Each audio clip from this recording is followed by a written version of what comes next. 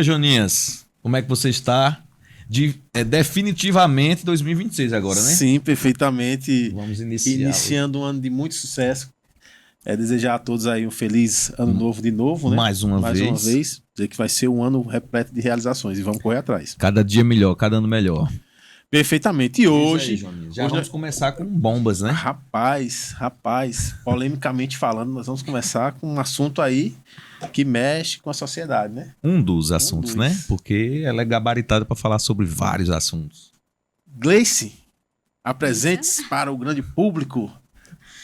Olá, eu sou Gleiciele Holanda, sou professora, né? Sou mestra em culturas africanas da diáspora e povos indígenas, historiadora, e eu estou por aqui para contribuir um pouquinho, pensar um pouquinho com vocês e conversar, né, sobre alguns temas tão pertinentes e importantes para o que nós chamamos de Brasil. Sim. E aí, Jones, eu acho que é melhor começar leve ou já começa... Não, vamos começar um papo mais leve, mais descontraído, porque por o assunto favor. é tenso, o assunto é tenso. A Gleice, além dessa formação aí dela, ela é artista, pô, Com ela certeza. É atriz, ela é produtora. Vamos passar um pouquinho por esse lado artístico seu, na companhia Mestres da Graça. Mestres da Graça. Fala um pouquinho sobre esse trabalho aí, sobre essa companhia que é tão importante aqui em Palmeira dos Índios. Falo sim. A companhia, né, a Companhia Teatral Mestres da Graça, ela surge em 2006, a partir de alguns grupos que existiam na cidade. Nós fomos juntando pessoas desses grupos e criamos inicialmente o que nós chamamos de GTAP, que era o Grupo de Teatro Amador de Palmeira dos Índios, fazendo homenagem a Jofre Soares, que era o grupo dele, né?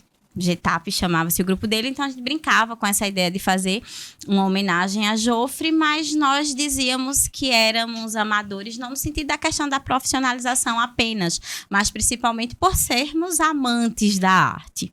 E aí, em 2008, muito ousados que éramos, resolvemos formar uma instituição com CNPJ, com tudo bonitinho. E aí nasce, em 31 de maio de 2008, a Companhia Teatral Mestres da Graça. Tanto fazendo uma referência a Graciliano Ramos, né, ao mestre Graça, mas também a ideia do riso, da alegria, que é algo que faz parte dos nossos espetáculos. E aí nasce essa ideia, né, um grupo de jovens que decide fazer arte em Palmeira dos Índios, na ideia de fomento, de produção e de muita resistência. E aí, nessa caminhada, que agora em 2026 faz 18 anos, né? Estamos chegando à maior idade, a gente desenvolveu alguns trabalhos, alguns espetáculos e alguns projetos nessa área de formação, né? Formação inicial e avançada, em teatro, em dança. A partir de 2014, por meio do Ponto de Cultura.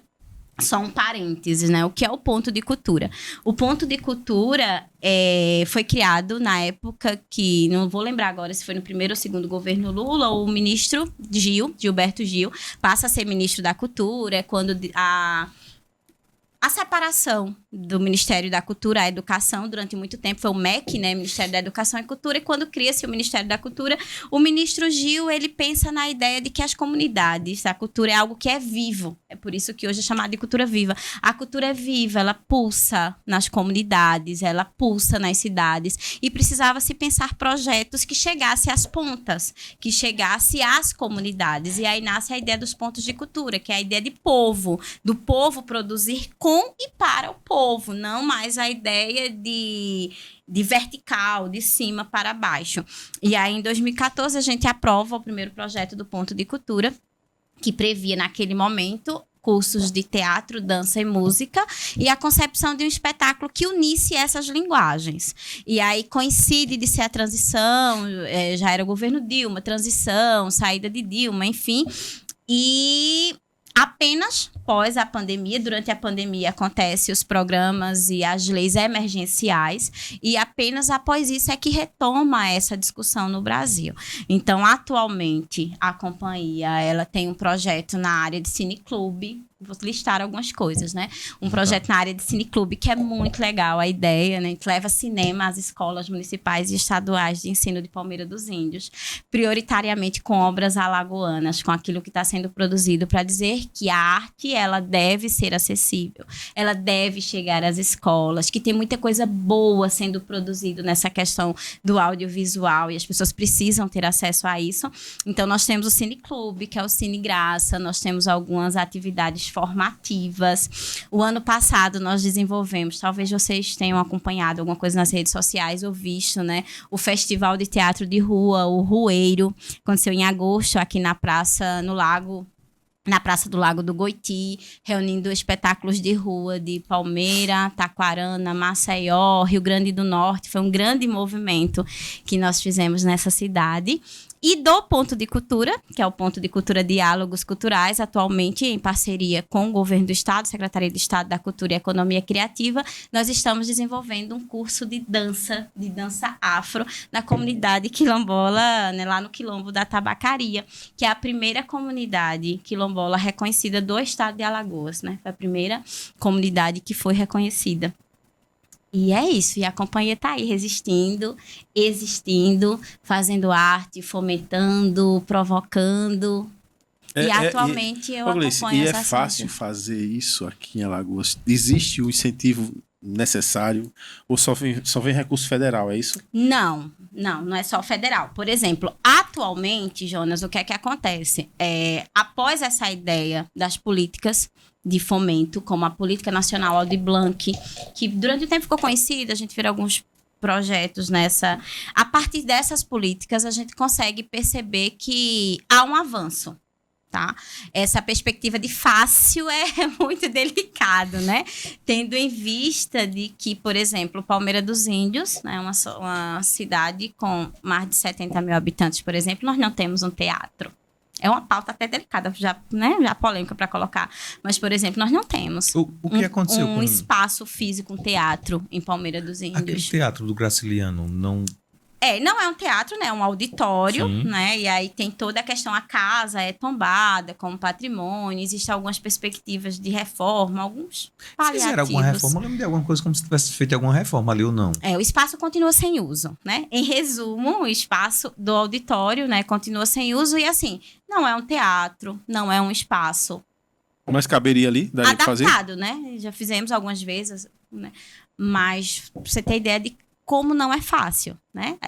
Avançamos, existem as políticas, tanto na esfera municipal, estadual, como federal, existem os projetos, existem as políticas de fomento, que são extremamente importantes, porque chega, né? De fato, chega, as pessoas físicas, pessoas jurídicas podem escrever o projeto, vai passar pelo mérito, pela análise, tudo certinho. Se for aprovado, você tem acesso àquele recurso para desenvolver aquela determinada atividade que você propôs. Massa, chega. Mas a gente precisa pensar que são muitos desafios. A gente começa pela questão do espaço. Palmeira dos Índios, uma cidade que tem um título de capital da cultura, né? Que a gente pensa, fala sobre isso, a gente não tem um espaço.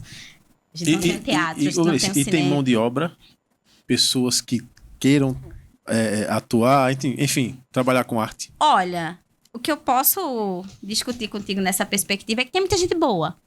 Tem muita gente boa fazendo nessa perspectiva de como dá, né? Mas nós temos pessoas em todas as áreas, em Palmeira dos Índios. Não, porque eu vi, a gente trouxe aqui o Cosme Rogério, né? E eu achei massa. O jeito com que ele falou, declamou duas poesias, foi aqui, e o jeito com que ele... Eu acho faz parte do grupo? Faz parte do nosso São quantas grupo. pessoas lá? Atualmente nós somos 8 no grupo. E quando a gente abre os cursos, né, a gente abre para a sociedade, para a cidade. Então, por exemplo... E aí tem inscrições? Tem adolescentes, tem jovens, tem pessoas sim. Então, tem muita gente boa produzindo, fazendo em todas as áreas, tá?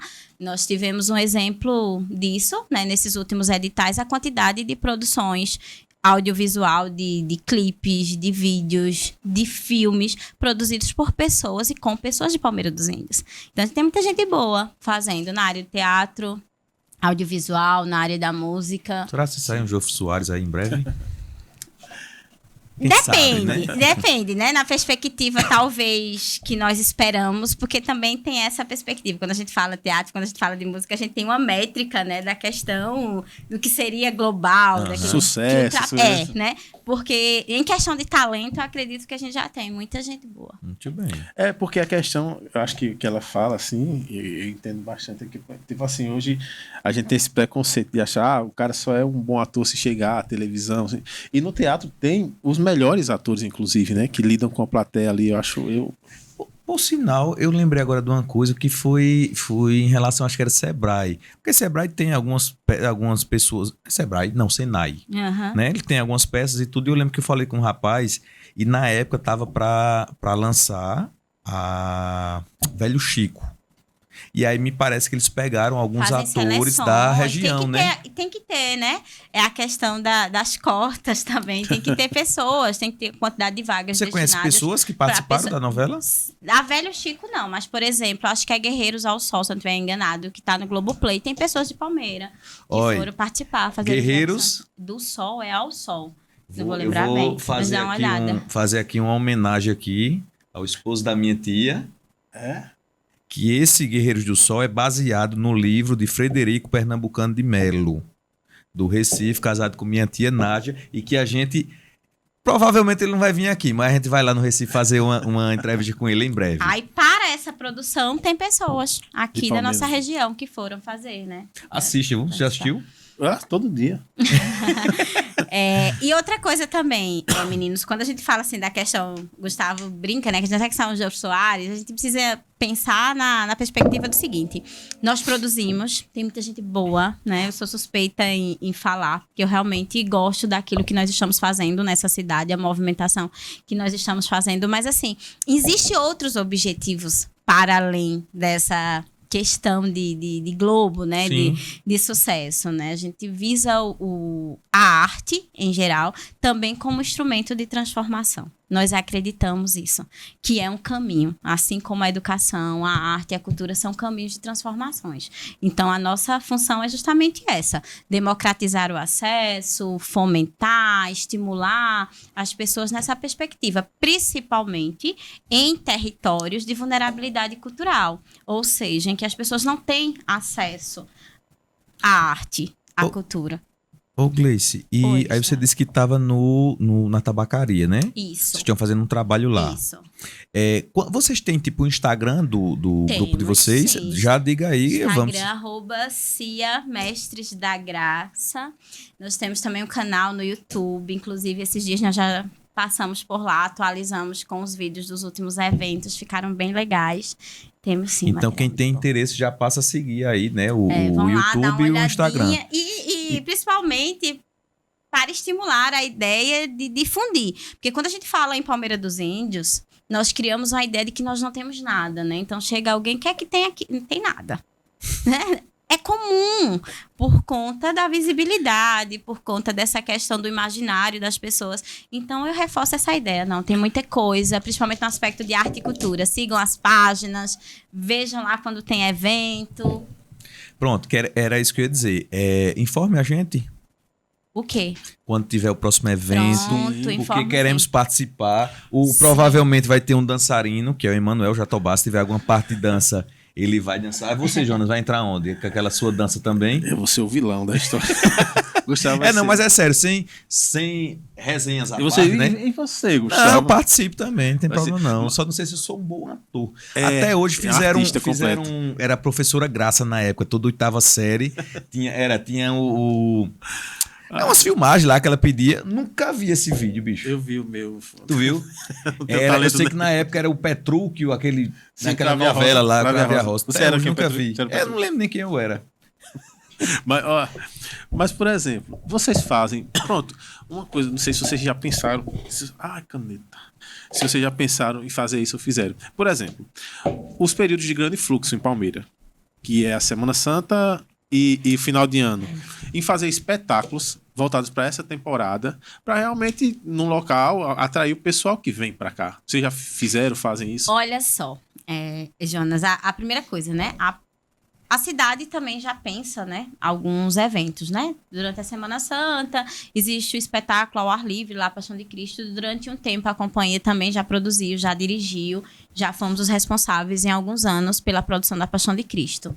Atualmente, não mais, mas já fizemos. E nós temos também um espetáculo, nós temos um espetáculo natalino, um espetáculo lindo, né? O Baile do Menino Deus, que é de um escritor pernambucano que tem uma trilogia, e nós já montamos os 3, o Arlequim de Carnaval, Bandeira de São João e o Baile do Menino Deus, que são espetáculos que têm a ideia de cultura popular regional, que envolve teatro, música, dança, bem legal. Lá na página no Instagram tem a questão tem vídeos, né? Vocês podem ver um pouquinho dos espetáculos. Aí a gente volta para a questão. Por que não fazer, talvez uma pergunta, curiosidade, por que não fazer, por exemplo, sem estar ligado a um evento municipal, de forma independente?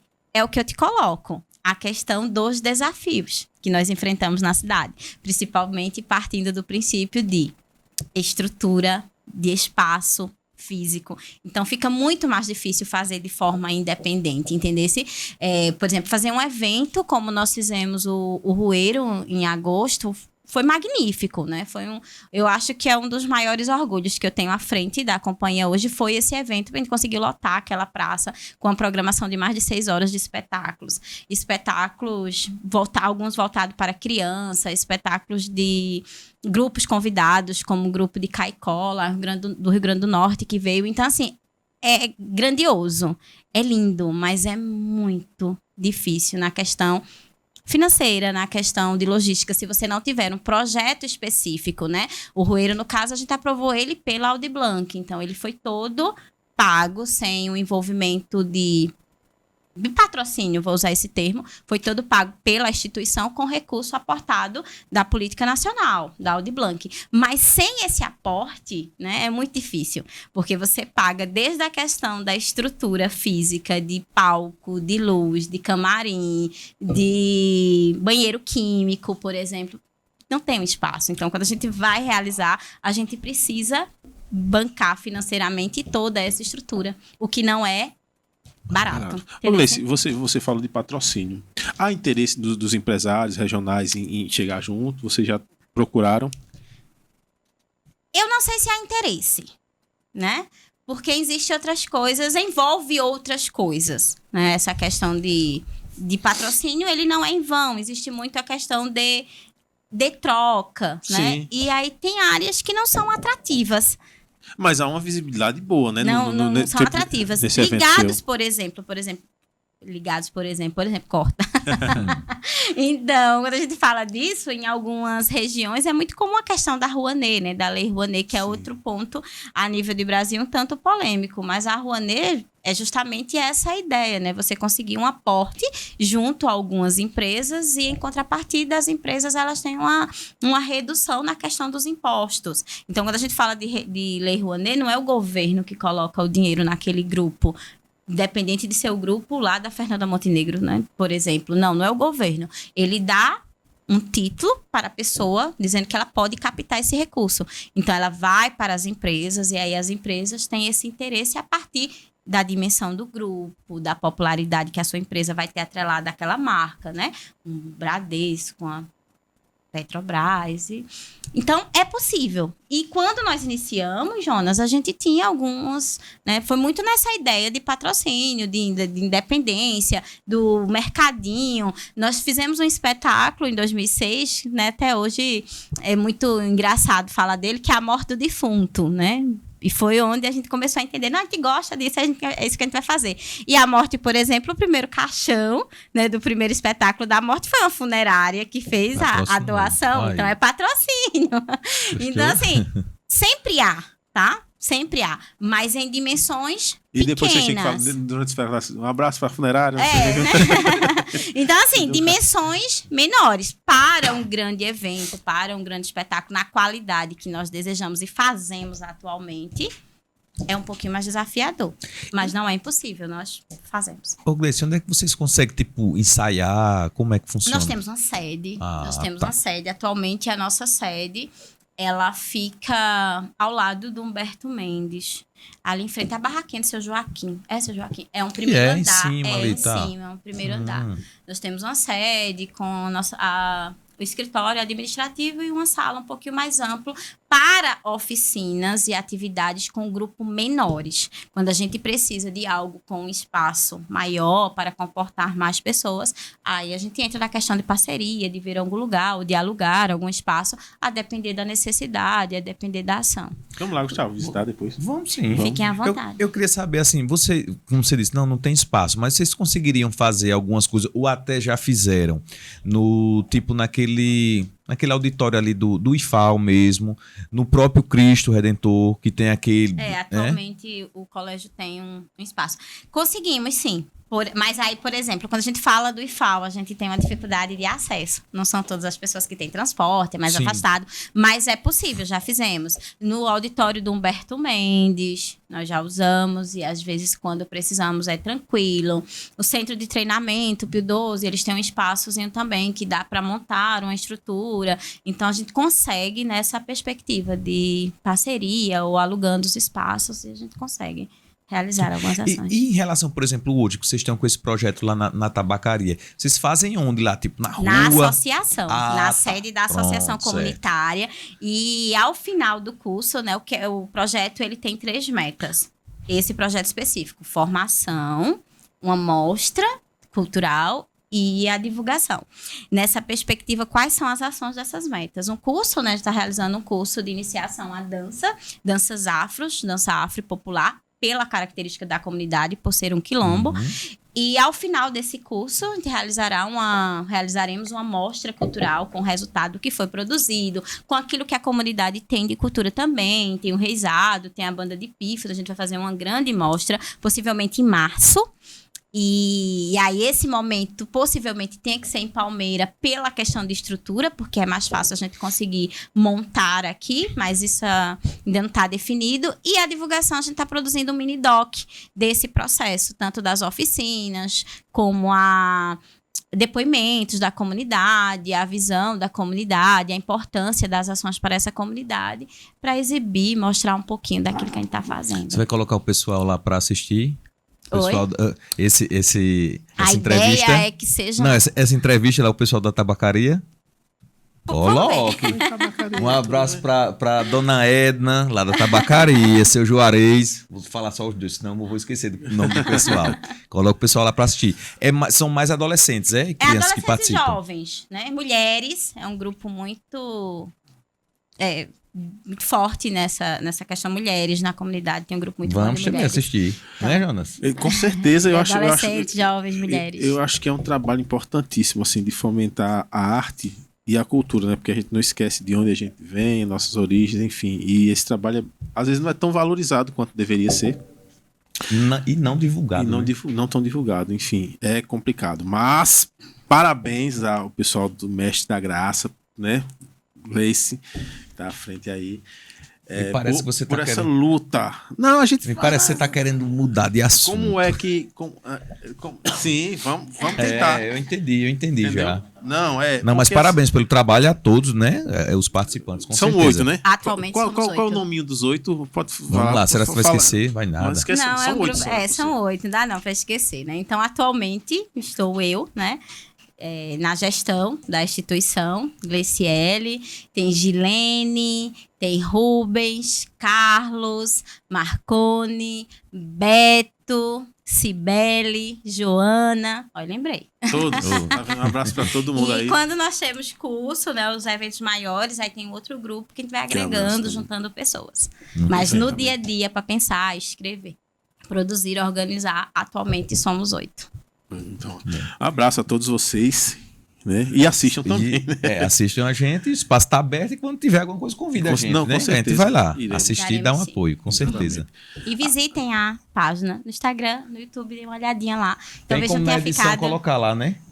Talvez não tenha Emanuel. Tem Emanuel, tem Emanuel. Emanuel conhece. Inclusive, Emanuel é artista, ele é artista. Eu disse, quando tiver os primeiros atores aqui da região foi Emanuel, ator. Então lá tem um pouquinho mais da nossa história, talvez não tenha ficado claro todas as ações, alguma coisa não tenha ficado claro na minha fala, mas pelas páginas consegue acompanhar o portfólio, um pouquinho dos vídeos, das ações da instituição.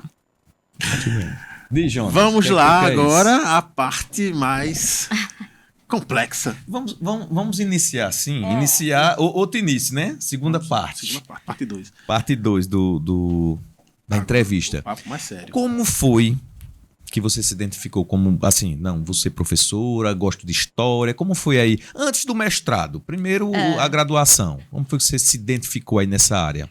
Olha só, Gustavo, inicialmente a minha ideia não era questão de lecionar, né?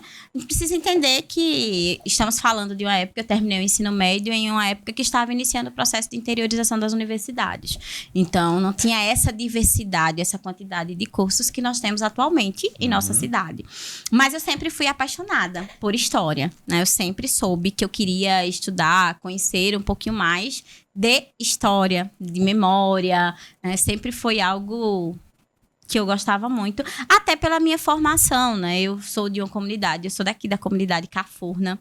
Então, ainda criança, adolescente, eu participei das atividades culturais, sociais do projeto Oasis, né? Que inclusive fica a sede aqui pertinho, tinha a sede aqui pertinho do lugar que nós estamos hoje. Então, eu sempre soube que questão de sociedade, de memória, era a minha área. Mas eu ainda não tinha claro que eu queria ser professora. Mas eu queria estudar sobre isso.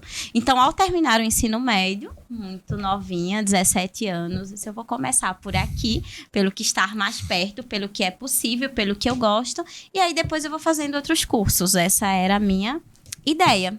Mas aí, ao entrar no curso de História, eu fui ficando, me apaixonando um pouquinho mais. E disse, não, esse é o meu lugar.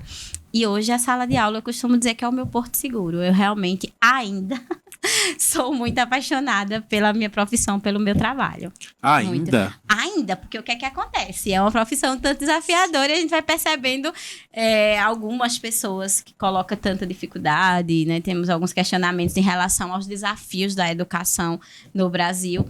E eu costumo usar essa expressão, até a ideia de brincar, mas assim, ainda sou muito apaixonada. Só quero estar no espaço, na sala de aula, enquanto eu sentir isso, essa ideia que me move, de acreditar realmente naquilo que eu faço, no papel da educação.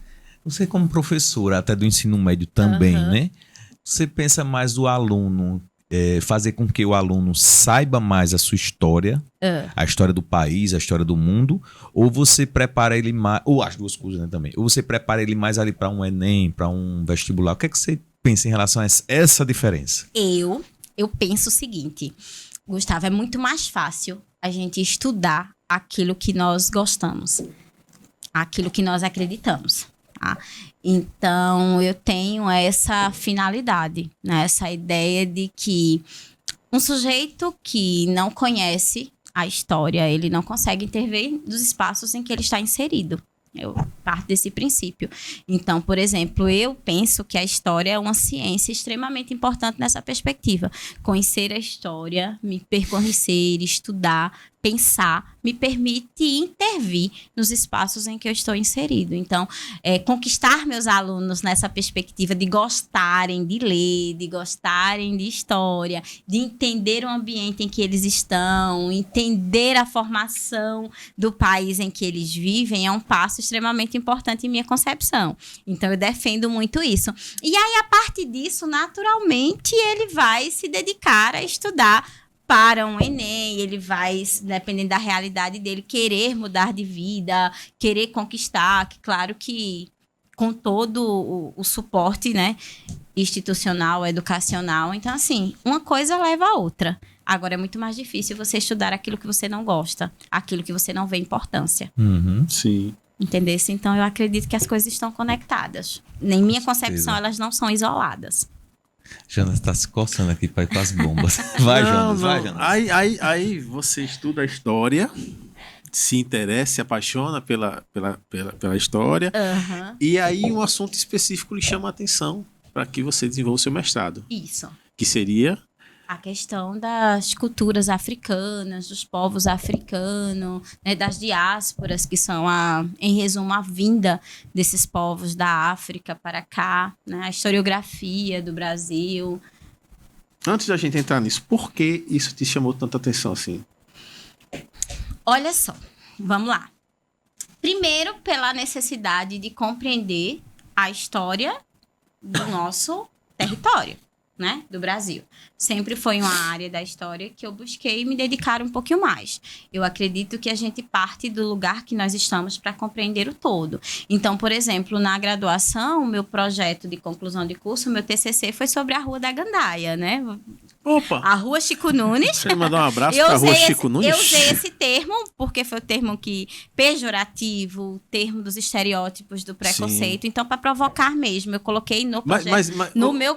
Mas era uma rua de boates, né? É uma rua em que todas as casas... É bem sério, né? Todas as casas dessa rua, durante um tempo, foram espaços de prostituição, né? Então, a Rua Chico Nunes foi uma rua que se constituiu a partir disso, da questão da prostituição, da questão da violência. Então, por exemplo, ainda era muito comum, já na minha adolescência já não existia mais em sua totalidade, mas nós que vivíamos nessa comunidade sentíamos ainda os resquícios do preconceito de uma época anterior. Então isso era algo que incomodava, que chamava atenção, que tinha o lado da curiosidade, de entrevistar as mulheres. Algumas mulheres ainda moravam na rua, já idosas, com seus filhos, netos, mas que tinham muita história para contar desse momento em que viveram nessa comunidade.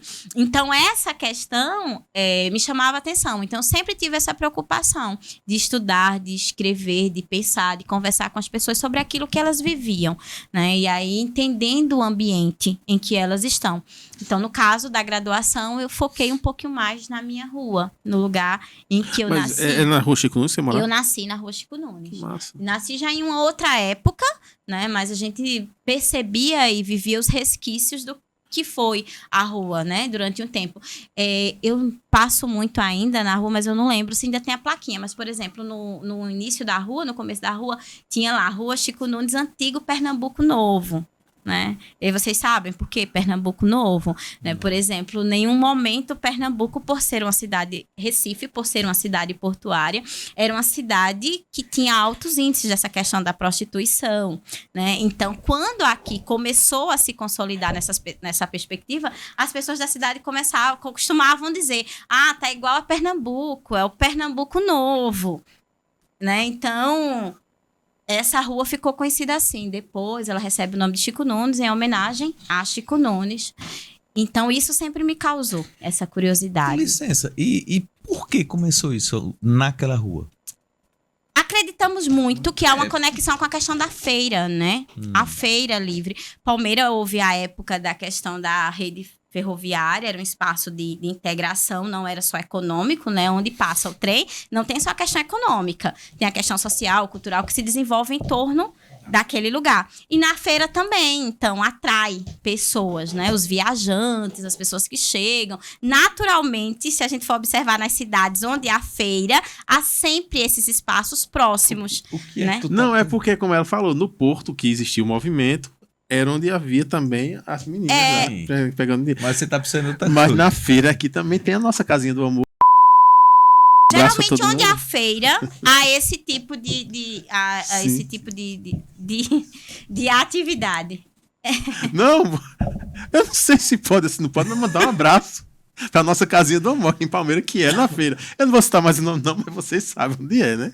Então é isso, basicamente. Então essa questão, né? A prostituição, só respondendo ao Gustavo,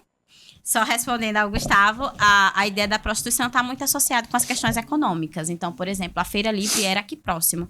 Então, naturalmente, no entorno da feira, e aí também tem a rede ferroviária, a questão do trem, tudo isso agrega pessoas e desenvolve esse tipo de atividade. Vocês observarem nas cidades, geralmente os bares, as boates, os prostíbulos, eles ficam próximos a lugares assim, a porto, a estação ferroviária, a Feira Livre. Que recebe viajantes, feirantes, pessoas de todos os lugares. Eu nunca reparei, não, mas eu vou começar a reparar nisso. Começar a visitar nas cidades. Por uma questão econômica, né? Questão econômica, recebe pessoas de vários lugares. Sim, perfeitamente. E aí só...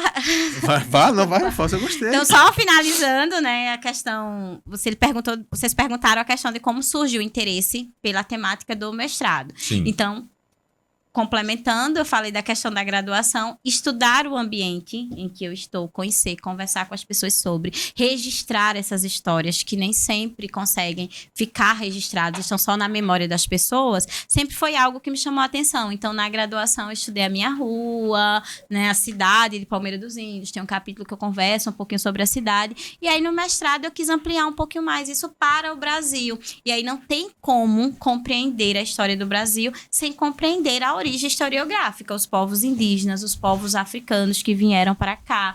Então, era um tema que me chamava a atenção, principalmente nessa perspectiva de conhecer a história do Brasil. E aí, esse mestrado, né, fiz em Pernambuco, em Garanhuns, na UPE, geograficamente falando, mais próximos de nós, que tinha essa temática. Então, eu vou para lá estudar. Muito perfeitamente. Agora, vamos entrar, né, no seu, onde você é especialista, né? Aí, como é que começa essa história?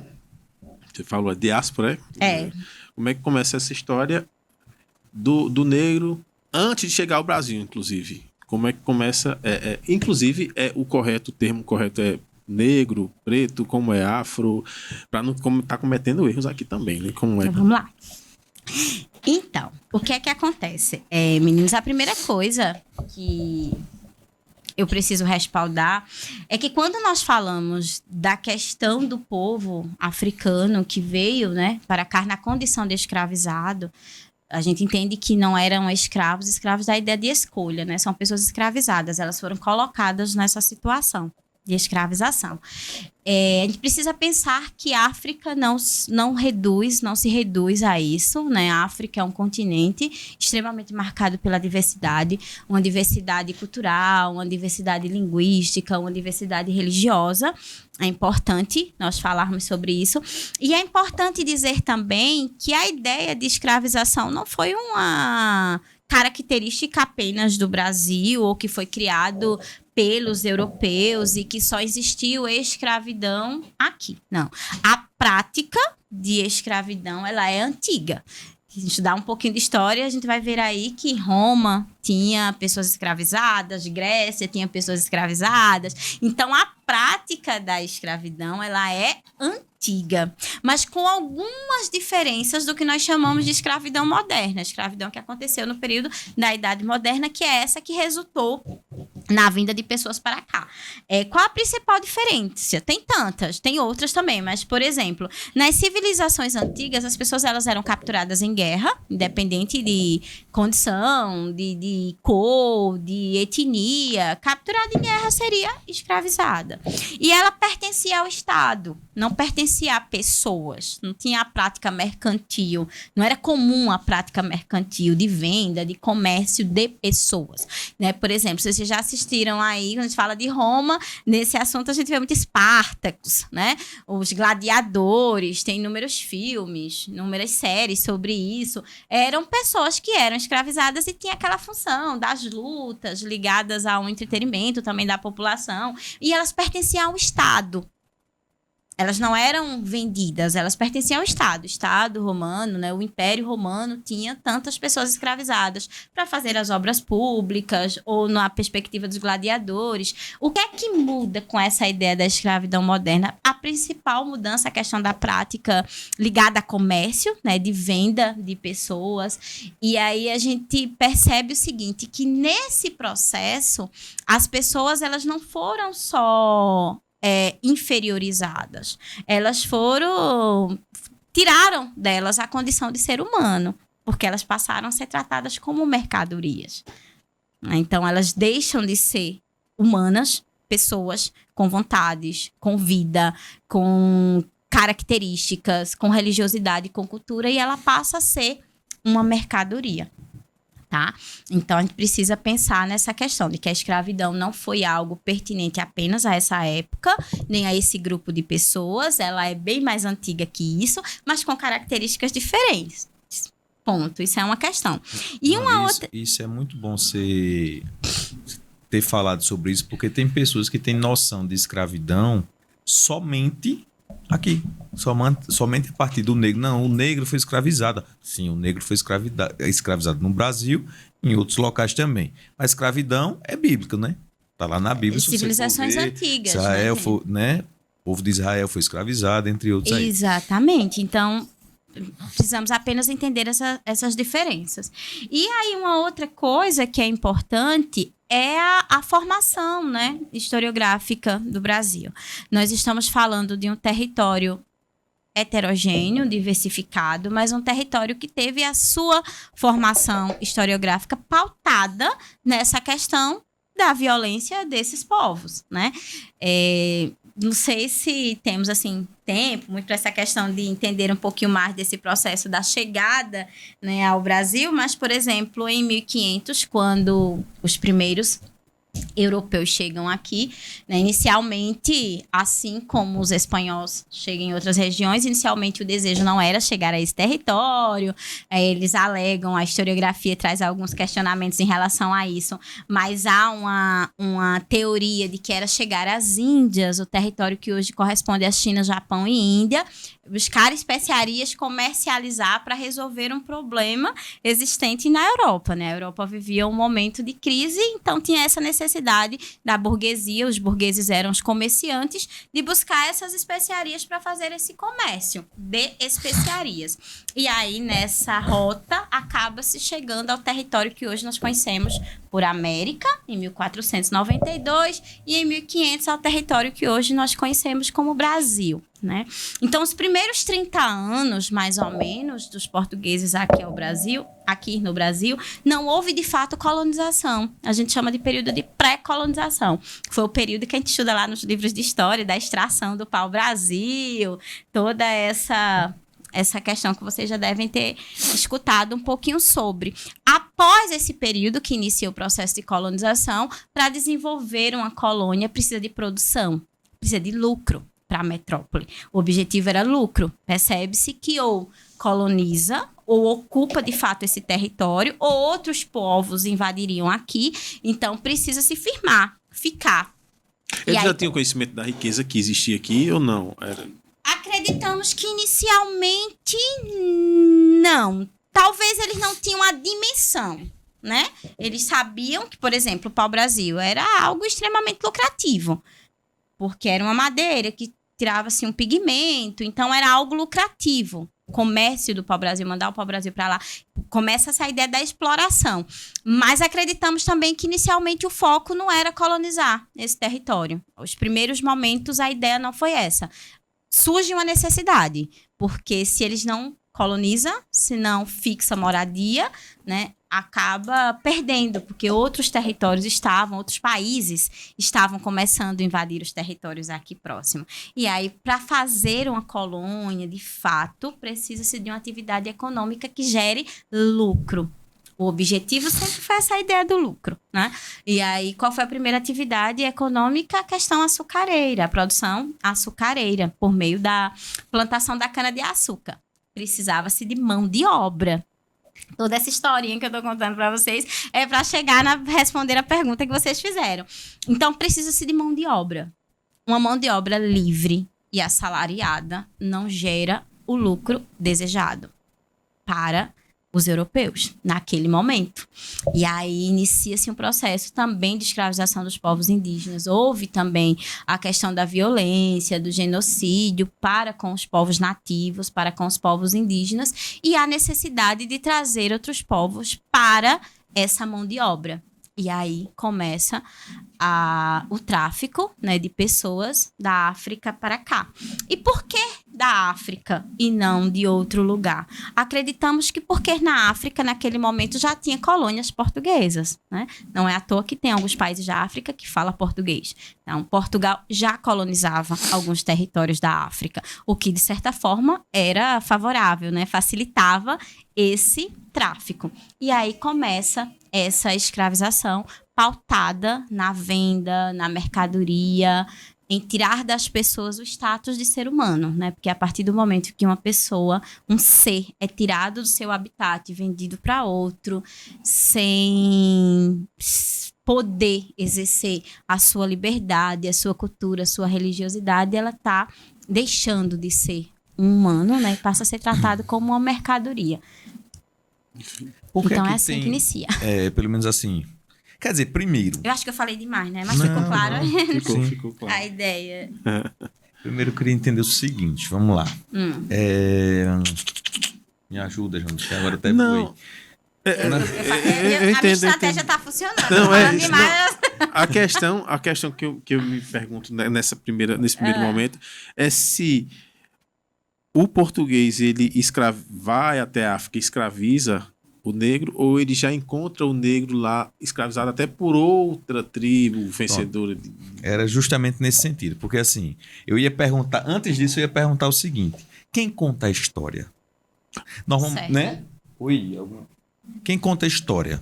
Né? A história, ela por si só, ela é para ter dois lados ou mais. Isso. Mas normalmente quem conta a história? Quem venceu, né? Quem é o vitorioso, quem tá ali em destaque. Quem morreu não vai contar a história, por exemplo. Mas aí existem alguns estudos, alguns artigos que falam justamente isso, que foi o que o Jonas perguntou, em relação como foi essa questão da escravidão. Da escravidão lá na África. Eles já eram escravizados lá por outros negros ou não? Ou não se tem relatos disso? Primeira coisa, é o que eu estava colocando para vocês, a questão de que a escravização não foi uma prática criada nesse momento. Sim. Né? Então, já respondi essa ideia de que as civilizações antigas, né, o Egito fica na África, então, assim como o Egito, Roma e tantas outras civilizações antigas, tinha essa prática. Então, encontrar pessoas já nessa condição de escravizado pode ter acontecido. Existem alguns materiais sobre isso. Vale salientar que não especificamente o papel, a pessoa do negro, essa cor de pele. Por que eu estou dizendo isso? Porque naquele momento das escravizações antigas, não estava ligada à questão de cor de pele, à questão de condição social. Qualquer pessoa podia ser escravizada se fosse capturada em uma guerra, por exemplo. Tá? Então, qualquer pessoa podia ser escravizada. Qual a diferença? Por que a gente fala tanto, conecta tanto a questão da escravidão ao negro aqui no Brasil? Porque vieram pessoas da África e lá as pessoas são predominantemente de cor de pele preta, são pessoas negras, tá? Então, essa ideia não é que lá eles escravizavam negros, eles escravizavam as pessoas, assim como nas civilizações antigas, mas com aquela característica diferente que eu te coloco. Não era na perspectiva mercantil, nem na perspectiva de pertencer a pessoas, mas pertencentes ao Estado. Então, tinha essa prática na África, não nega, tinha essa prática na África. Os livros estão aí, fala da questão do Egito, inclusive conectada a questões bíblicas, né? Fala-se muito sobre isso, inclusive as pirâmides foram construídas com a força-trabalho dessas pessoas, mas nessa perspectiva de pertencentes ao Estado e não conectado com condição social, com cor nada disso. Porque qualquer pessoa poderia ser capturada em uma guerra, por exemplo, reis, rainhas, foi capturado. Sim. Passava a ser escravizada daquela nação que capturou, daquele reino que capturou. Entende, meninos? Então, assim, existia a prática de escravização. Mas eu, pessoalmente, eu não gosto muito de usar o termo assim. Lá, os negros já escravizavam negros. Porque não estava ligado à questão de ser negro. Não, sim, mas, por exemplo, era uma tribo que vencia a batalha com outra e escravizava. Exatamente, capturava reinos, né? Reinos africanos era muito comum essa questão. Por exemplo, uma tribo vai lá e captura a outra e sobrou ali 10 pessoas da outra tribo. E aí essas pessoas são capturadas, né? Fica lá. Aí chega o português. Aí esse bicho, e aí, esse negocinho aí, não tem como negociar. Aí o cara vai e vende aqueles 10 indivíduos que estavam da outra tribo lá, negocia isso. Basicamente isso. Então, mas não pela cor da pele, porque era de tribo diferente e faz diferente. Era comum a questão das civilizações antigas ter essa prática de capturas. Então não existe registro de portugueses batalhando. Existe também. Não de batalhando, mas de dominar uma tribo. Pegando pessoas e comercializando. Certo. Então eles também dominavam tribos essas possibilidades. No caso, essa vinda de africanos para o Brasil, ela começou em que ano, mais ou menos, assim? Vocês podem dar uma data exata? Finalzinho ali, já 1500, assim, século XVI, né? Já percebe, ainda no século XVI. Ainda no século XVI. Mas já na segunda metade, né? 1500, 1530 a gente chama de pré-colonização e... Não vá, é porque me veio aqui o negócio que eu lembrei. Não, eu lembrei do seguinte, por que é uma coisa que também sempre... até quando eu, moleque, estudava lá, tinha essa questão. Por que eles não conseguiram escravizar os índios? Olha só. Primeira coisa. Porque seria mais fácil, até mais barato, teoricamente. Exatamente. Houve escravização de povos indígenas também, tá? Houve também. Escravização, genocídio. A história nos apresenta algumas questões, por exemplo, de que muitos nativos, Gustavo, morreram nos primeiros contatos com os povos europeus. Pela questão da violência, pelos castigos, mas também pela questão do que nós chamamos de choque biológico, né? Os nativos não tinham tanta imunidade para lidar com algumas doenças. Eu vou usar esse termo, não sei se é o correto, essa ideia de lidar, mas vocês vão entender. Os nativos não tinham tanta imunidade para lidar com algumas doenças trazidas pelos europeus naquele momento. Isso é um fato.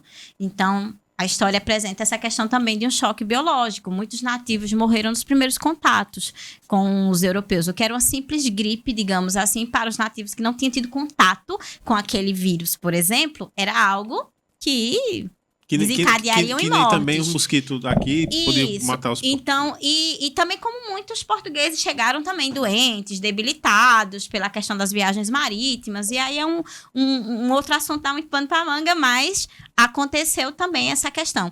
Então, Gustavo, respondendo a tua pergunta, houve uma questão de escravização indígena, mas a gente precisa pensar a redução também da quantidade de pessoas, a resistência, né? Os nativos, eles resistiram na questão da escravização. E aí criou-se até um mito que até pouco tempo era bem disseminado, que os índios, que hoje a gente usa o termo indígena, eram preguiçosos, né? E isso foi criado a partir dessa ideia, porque eles resistiram, não se permitiram tão fácil, não assistiram... Não ficaram sentadinhos esperando isso. Então, por exemplo, uma das estratégias de resistência que nós percebemos quando estamos estudando um pouquinho esse período é a migração. Muitos nativos acabaram migrando para territórios em que, naquele momento, os portugueses não conseguiam chegar. As regiões mais de mata fechada, né? Talvez por isso que no Brasil, onde concentra-se a maior quantidade de nativos, na região norte do país, né? Sim. Então, desde esse momento, uma das estratégias de resistência foi essas migrações. Migrarem para lugares que não eram tão acessíveis para os portugueses naquele momento. Então, não é que não houve a escravização de nativos. Houve. Mas houve também essas outras questões. A resistência, o genocídio, a questão das mortes. Então, isso prejudicaria o trabalho. E eu penso também assim, que o lucro. Eles por conhecer a região, sabiam para onde ir e se refugiar, né? Se refugiar do que os... Eu fiquei pensando aqui, isso, claro, sem nenhum dado, mas aí você falou do norte, realmente. Mas aí talvez, eu imagino que na época, simplesmente saindo do litoral, alguns quilômetros ali do litoral, ele já não seriam afetados. Né? E realmente, agora pensando, você também, conhece alguma localidade de algum povo indígena assim no litoral? Não conheço, não. Não. Se tiver, né? Conheço não também. Que tu tá com alguma... Não, rapaz, não. Não. Mas realmente é isso, porque eles foram expulsos, na verdade. Expulsos não, correram de lá, porque senão se ficaria... Aí eles trazem um negro que também não tinha conhecimento do local, não tinha como correr, não tinha para onde ir. Não conhecia, não falava a língua, né? Vieram de lugares diferentes, porque é uma outra coisa também, né? Nós temos a ideia de generalizar, quando a gente fala vieram da África, que vieram todos dos mesmos lugares, que falavam todos as mesmas... Não, né? Tem um lugar... Até entre eles era difícil, né? Difícil, a diversidade linguística. Então, propositalmente, eles traziam pessoas de lugares diferentes para a língua ser completamente diferente, porque até essas pessoas conseguirem se entender, eles ganhavam tempo, de certa forma. Porque também ia haver as rebeliões, as resistências, as fugas, né? Então, essa ideia de ficar sentadinho, tô sendo escravizado, que massa. Houve resistência. Sim. Então, quanto mais difícil fosse esse processo de fuga, mais fácil seria para o colonizador. E aí já entendemos um pouco do início, né, Jonas? Com certeza. Aí eu quero perguntar sobre um ícone aí, né? Zumbi. Quem foi realmente Zumbi? Pronto, vamos lá. Quando nós falamos de zumbi, né? Existe muito a ideia de vilão ou herói, né? Primeiro, nós precisamos pensar a ideia de sempre conversar e refletir com o olhar da época. Tá? Com o olhar da época. Eu vejo o zumbi como um símbolo. Uma pessoa, né, que liderou um espaço extremamente importante de resistência. Os quilombos no Brasil, né? Os quilombos eles não surgem no Brasil. A África também tinha quilombos, mas com outra conotação. No Brasil, os quilombos passaram a ser espaços que recebiam aqueles escravizados, principalmente, que conseguiam fugir dos engenhos coloniais, né? Fugir dos castigos físicos, da opressão, da violência naqueles espaços. Então, essas pessoas, quando conseguiam chegar a um quilombo, sem ser capturado no caminho, ela ia viver naquele território, naquele lugar. Primeiro que Zumbi não foi o primeiro líder do Quilombo dos Palmares, nem o único. Ele acabou sendo... tendo uma visibilidade maior por conta da morte, da forma que aconteceu, né? Um marco na história, né? Zumbi morre em 1695, é naquele momento que acontece a decadência, né? O marco da decadência do Quilombo dos Palmares, que agregou muitas pessoas, que na verdade era um quilombo que reunia outros quilombos. Então era algo extremamente importante e que já havia várias tentativas de destruir aquele lugar. Então conseguir e matar Zumbi, aquela pessoa passa a ser o mais conhecido, mas não foi o único, né? Tiveram outras lideranças. E aí eu penso Zumbi como uma pessoa que conseguiu liderar um espaço de resistência, conseguiu organizar essas pessoas e é, sim, um marco nessa questão de liberdade, né? A abolição, ela acontece depois. Então, Zumbi, ele... juridicamente, digamos assim, politicamente, ele não participou do processo de abolição. Ele viveu a abolição sem esperar o Estado. Quando o Estado, lá na frente, anos depois, aboliu, acabou a escravidão, Zumbi já estava fazendo essa abolição na força, né? Na prática, agregando pessoas naquele território. Agora, claro, outro dia eu vi um texto, um post na rede social, dizendo que lá dentro do quilombo tinha a ideia de obedecer, que eles não eram livres, alguma coisa, não lembro muito o post, mas nessa perspectiva. Era uma organização, né? Inclusive, há relatos de que havia uma organização como nos reinos africanos. Então, tinha liderança, era uma organização, hierarquia, não era... existia. É justamente isso. Eu posso afirmar que o Zumbi, ele tentou ou até montou um Estado dentro do Brasil. Um Estado dentro do Estado. Foi isso que ele tentou? Um Estado paralelo dentro do Estado. Né? Porque aí, como você disse, né, tinha algumas tribos dentro daquele local e como se ele fosse, vamos supor, ele era o presidente, talvez tivesse, né, um governador, líder, tivesse algum... Como era parecido com as estratégias de organização dos reinos africanos, uma monarquia, né? Mas nessa perspectiva de que... Interessante. Ele não foi o primeiro, né? O primeiro líder do Quilombo dos Palmares. Tiveram outros nomes, inclusive um nome importante, né? O nome de Gangazumba, que ele é o foi Gangazumba? Gangazumba foi tio de Zumbi, né? E aí, Gangazumba morre na tentativa de um acordo de paz, o governo de Pernambuco, à época. Lembrando que nós estamos falando do território que hoje corresponde à cidade de União dos Palmares, aqui no estado de Alagoas, mas Alagoas, nesse momento, pertencia a Pernambuco, a capitania de Pernambuco. Então, vai haver livros, por exemplo, que traz o dado do Quilombo dos Palmares, a localização Pernambuco. Tem livros que traz Alagoas, e aí só explicando um pouquinho, porque Alagoas, naquele momento, não era um estado independente, pertencia à capitania de Pernambuco. Né? Mas hoje o território que corresponde ali fica aqui em União dos Palmares, na cidade de União dos Palmares. Então, havia uma tentativa do governo de Pernambuco de fazer um acordo, eles chamaram de Tratado de Paz, que era meio que o seguinte, a partir de agora vocês não recebem mais ninguém aí, eu deixo vocês viverem livre, né? Meio que deixo vocês viverem livre, vocês não recebem mais ninguém, vocês mudam para um outro lugar, porque os quilombos geralmente ficavam em lugares de difícil acesso, e não fica muito claro na história, mas acredita-se que Gangazumba talvez fosse assinar esse acordo, e aí talvez por repressão, por medo, ninguém sabe muito o que acontece, mas pouco tempo depois Gangazumba acaba falecendo e Zumbi assume a liderança do Quilombo dos Palmares. Então ele não foi o primeiro, ele não foi o único, tiveram outras pessoas naquele momento, importantes também nesse processo, mas ele acaba se tornando um líder, porque foi vou usar o termo governo, mas no governo, na liderança, sob a liderança dele, que acontece o ataque de um dos bandeirantes mais conhecidos, Domingos Jorge Velho, que acaba na morte de Zumbi e, consequentemente, no fim do Quilombo dos Palmares.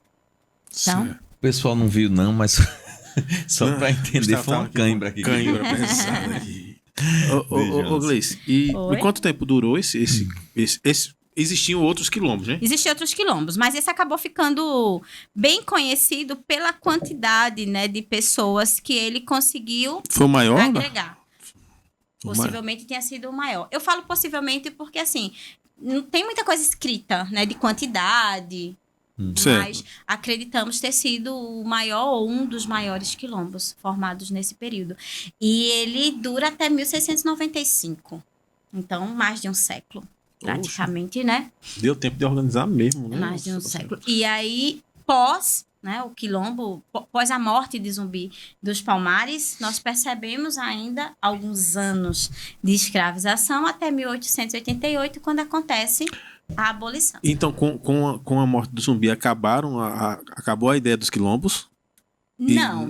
É o que nós conhecemos, por exemplo, o que é que aconteceu? A questão das fugas, né? As pessoas começaram a migrar para outros lugares. Inclusive, nós acreditamos que é nesse período, pós-morte de Zumbi, por exemplo, que chegam aqui na região que corresponde hoje à Palmeira dos Índios, à comunidade quilombola lá da Tabacaria. Né? Então, naquele momento, acontecem as fugas, as migrações e vão formando comunidades em outros territórios. O pessoal lá, por exemplo, já que vocês têm um projeto lá, eles relatam assim, tipo, não, aqui a gente está desde meus avós, bisavós e tal. Sim, inclusive, então, assim, até interessante depois vocês conversarem também com outras pessoas de lá, né? Porque é diferente eles falando, mas eles contam os espaços em que eles ocuparam, os ancestrais, né, as pessoas que vieram antes. Tem um lugar mais restrito na mata, uma pedra que é bem simbólica, que eles acreditam que foi onde começou a comunidade, quando chegaram os primeiros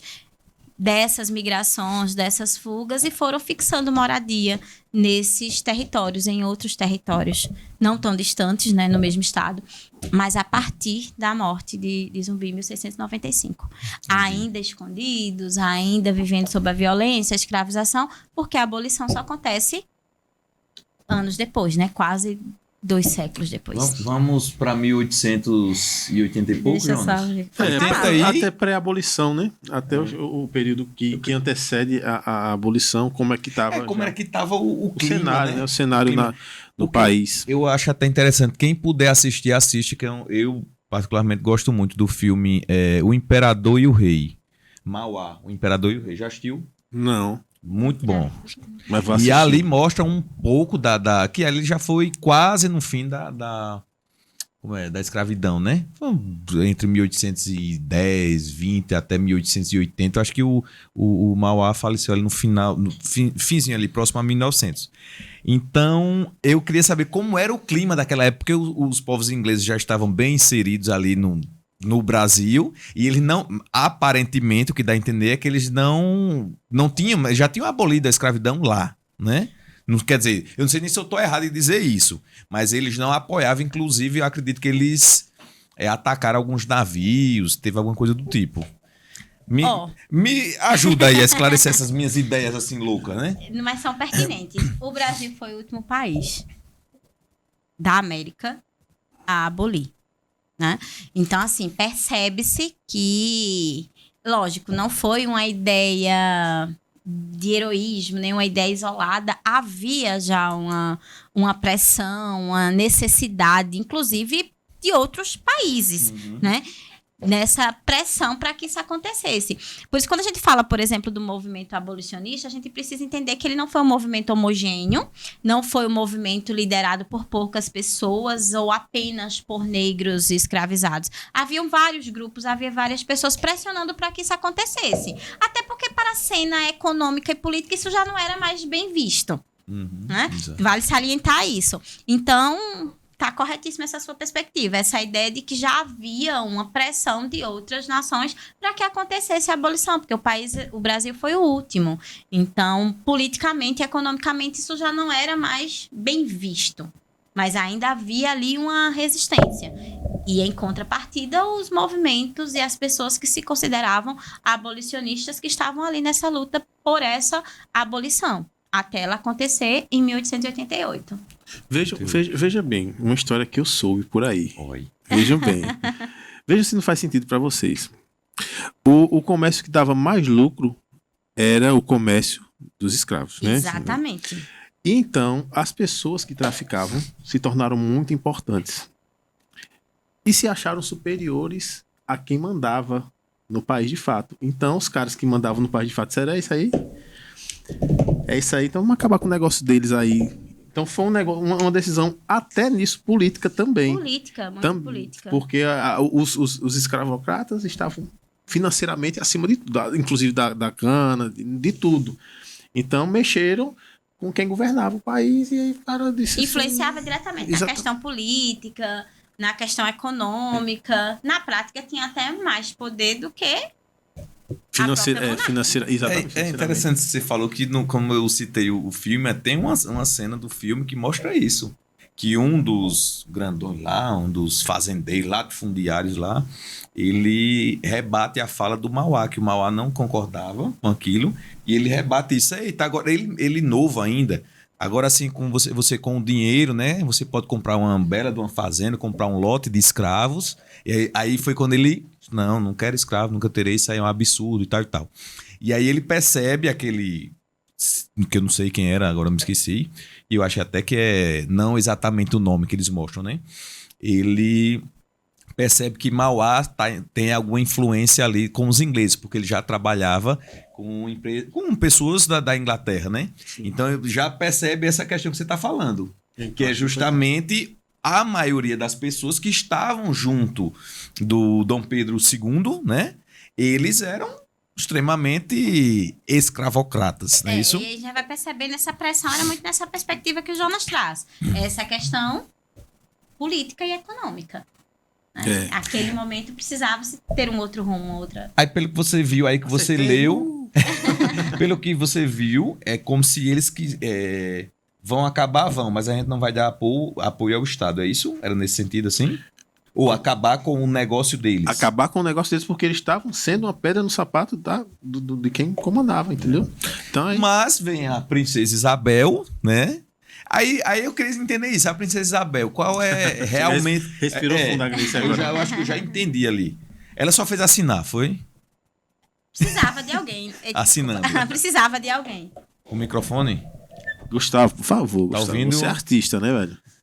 Sim, a Princesa Isabel é somente uma... Como é que diz? Uma precisava de alguém. Coadjuvante Naquele ali. momento, ela era a pessoa que tinha a responsabilidade de fazer isso.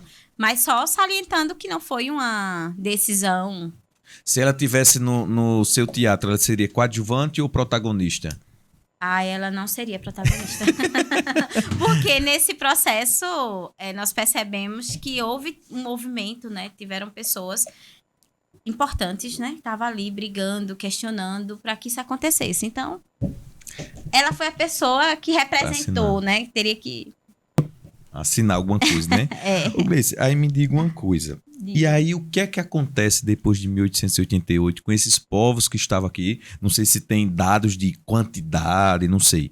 Mas o que acontece depois da suposta abolição da escravatura, né? Escravidão? Olha, Gustavo, por que nós comentamos, e aí a gente já vai entrar em um outro ponto que é bem pertinente, na questão dos problemas sociais e raciais existentes no Brasil. Como resultado desse processo, não dá para desconectar. Aquilo que nós somos hoje, né, falando de Brasil, é muito do que foi construído a partir desse processo de colonização, a partir dessa violência, né, que nós conversávamos anteriormente. Então, o que é que acontece? A abolição, ela foi simbólica, ela foi jurídica também, mas assinou-se a Lei Áurea, acontece a liberdade. E o que é que essas pessoas vão fazer com essa liberdade? Exato. Então, é naquele momento que percebe-se que acontece uma abolição sem nenhuma política de inclusão, acontece uma abolição sem nenhuma política de reparação, acontece uma abolição pela abolição. Né? Inclusive, entre os movimentos, né, existe essa ideia de que 13 de maio é uma data muito mais simbólica, né, para os movimentos. O movimento negro no Brasil, por exemplo, o 20 de novembro, que é o dia da consciência negra, da morte de Zumbi, é mais significativo do que o 13 de maio. Porque o 13 de maio de 1888, quando acontece a abolição, foi tipo, tá, vocês estão pressionando, né, eu vou assinar, tá, assinamos a Lei Áurea. E aí a gente percebe nesse momento a marginalização, a gente percebe um grupo vivendo em condição de desigualdade, de pobreza extrema, porque muito bem a liberdade chegou, teoricamente, né? Porque na prática, que liberdade é essa? Que abolição foi essa? Como é que faz a abolição? Como é que é uma liberdade sem inclusão, sem reparação, sem qualidade de vida? Né? Foi outro tipo de violência, entende? Né? Então, os problemas sociais existentes no Brasil hoje está conectado com esse evento, com esse período de mais de 300 anos. Quando eu conversava com o Jonas anteriormente, eu trouxe essa questão de datas, né? Nós falamos muito de Brasil, mas a gente não para muito para ver a questão de datas. Nós temos um país, politicamente falando, porque a história do Brasil não começa em 1500, com a chegada dos europeus, né? Vale salientar isso. Nós temos um período aí de milhares de anos com os povos nativos, mas enfim, nós temos um país politicamente, se a gente for datar aí cronologicamente, de 1500, né? Nós estamos em 2026, agora começa 2026, então nós temos 526 anos, digamos assim, politicamente falando, e nós temos mais de 300 anos de escravidão. Então, nós tivemos um período maior vivendo sob a colônia, né, como colônia de uma metrópole, sob as ordens de um outro país, sob a escravização, do que um país independente, com liberdade, com soberania, com política. Entende? É muito recente tudo isso. É muito recente. Nós não estamos falando de algo distante. Nós estamos falando de 1888. Nós estamos em 2026. Nós estamos no século XXI, nós estamos falando do século XIX. Se a gente for, até pelo que você está dizendo, né, a pessoa vai clareando um pouco. A gente existe como Brasil a partir de Marechal Deodoro, é isso? Como república, né? Como república. Sim. 1889. Olha como foi pertinho, né? 1888 acontece a abolição, 1889 a proclamação da República. Então, a gente tem uma república jovem.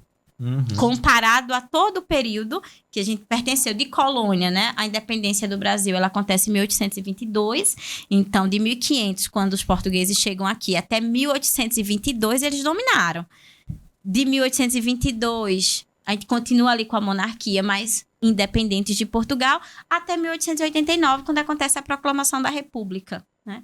Com o Marechal. Então, nós temos uma república jovem.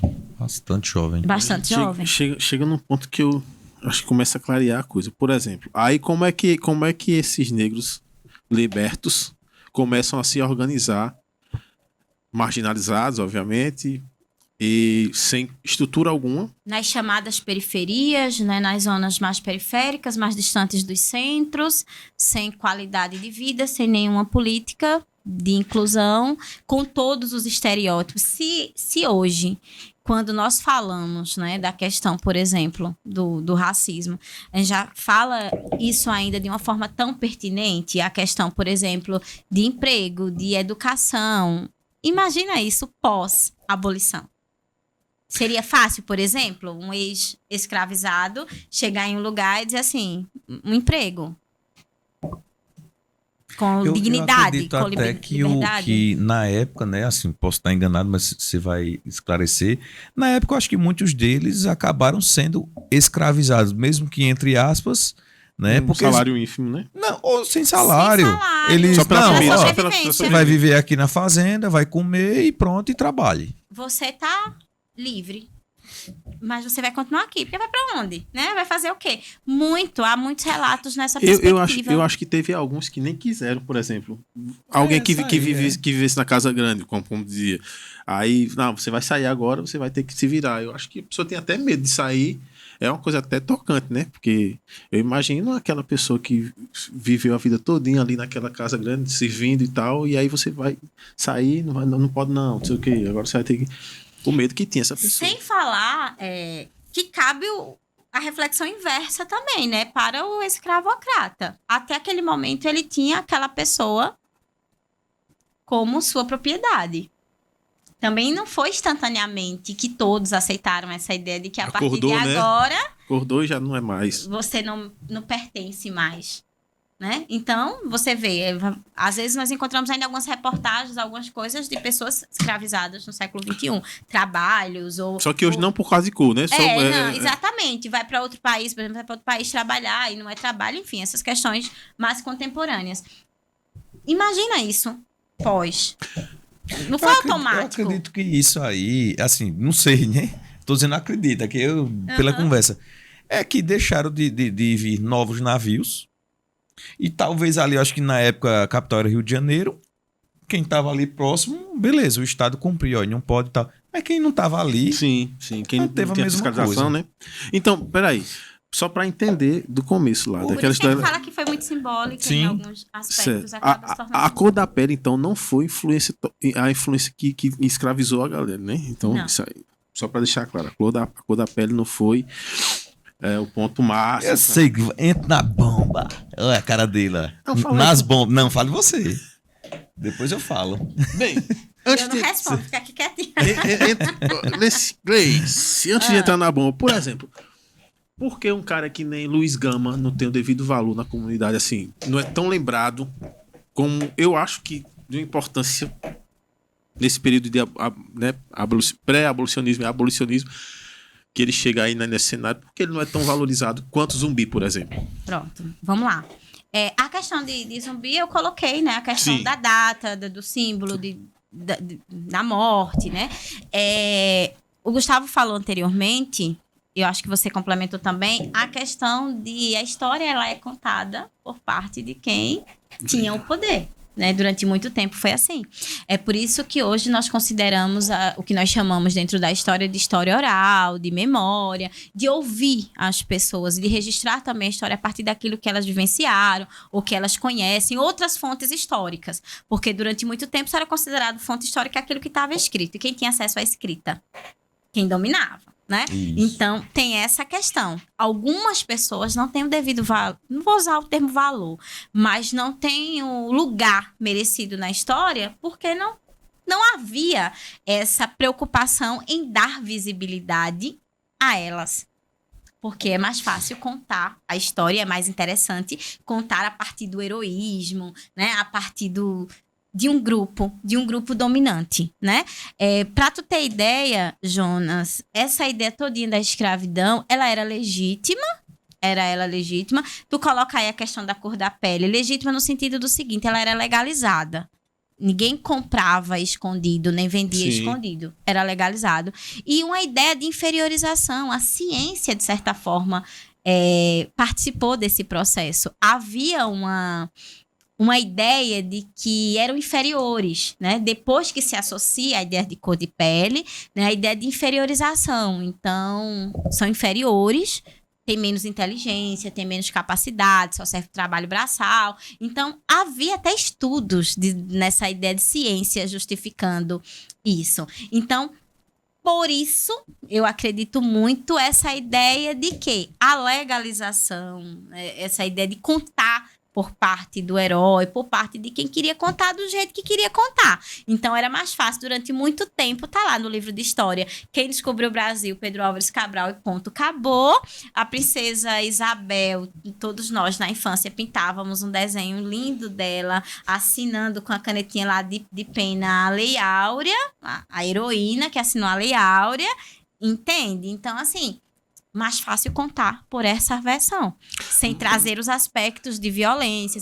Então, algumas figuras acabaram ficando invisibilizadas, figuras importantes, abolicionistas, pessoas que lutaram, pessoas que defenderam, mas não tinha esse respaldo de se falar sobre. Certo, mas veja bem, não é assim como o Gustavo fala de dois lados da história, né? Por exemplo, o zumbi era uma vítima. Então, foi uma vítima da violência. Então, interessante uma história brutal dessa ser contada, porque o cara era resistência, sinônimo de resistência, de luta.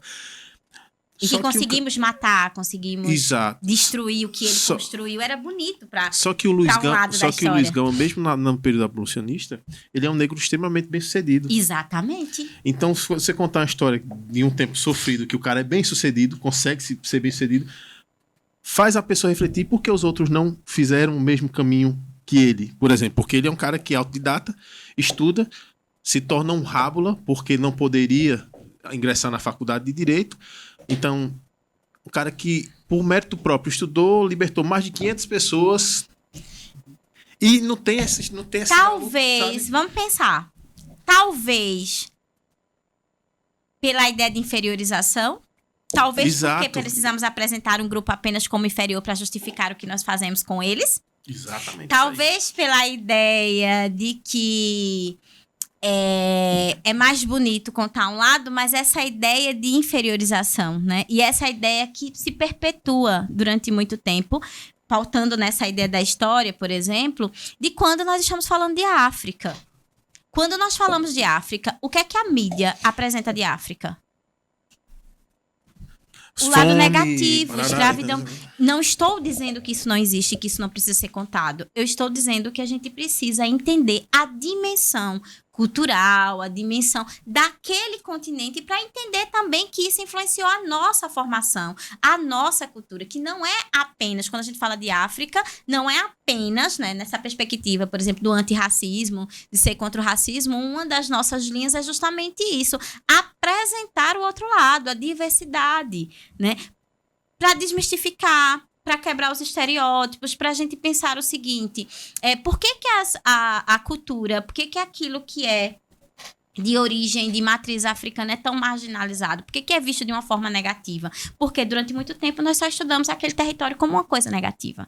Então, hoje a gente tenta quebrar essa perspectiva trazendo o contraponto, a ideia da diversidade, a ideia da cultura, a ideia daquilo que tem de bom, entendeu? Então, por exemplo, em uma perspectiva antirracista, a gente não fala, por exemplo, dessa história apenas de 20 de novembro ou 19 de abril. Não, porque ela falou aí do que mostra, né, da África. Eu lembrei do que mostra no Nordeste.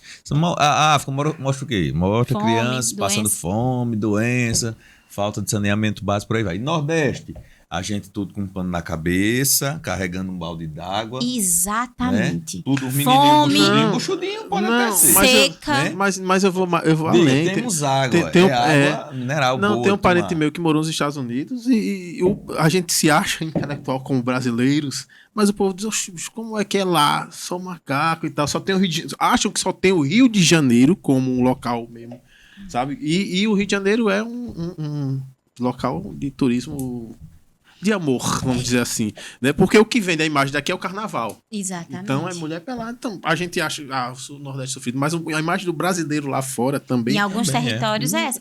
Então é essa perspectiva. Quer dizer, é o que mostram lá também. Que mostram lá. Exatamente. Quem é mais desenvolvido vai contando a história do outro que é menos desenvolvido de uma forma pejorativa. É essa perspectiva que nós precisamos entender por que algumas pessoas não têm ainda a visibilidade. Porque é mais interessante contar um lado para manter essa ideia de inferiorização, de marginalização, do que compreender o todo, a diversidade e as outras potencialidades que há. Então, como eu estava colocando, por exemplo, hoje a gente defende a ideia de que não é só 19 de abril que nós falamos dos povos indígenas ou 20 de novembro que a gente fala da luta. Não, a gente precisa entender isso o ano todo, para entender essa dimensão, essa diversidade, entender que é a minha história. Quando nós estamos conversando aqui, em alguns momentos a gente pode até pensar que é distante, mas não é a minha história. Eu sou resultado disso, você é resultado disso, você é resultado disso. Nós estamos falando da nossa história, porque nós somos resultados dessa história. Pessoal, o papo tá legal, mas vamos deixar o restante para o próxima sexta, não é isso, Jonas? Com certeza, porque tá interessante demais, Gustavo. E o assunto tem para 3 semanas, se for o caso. Com certeza. Então, assista na próxima semana, vai ter a continuação com a mestre, a Gleice.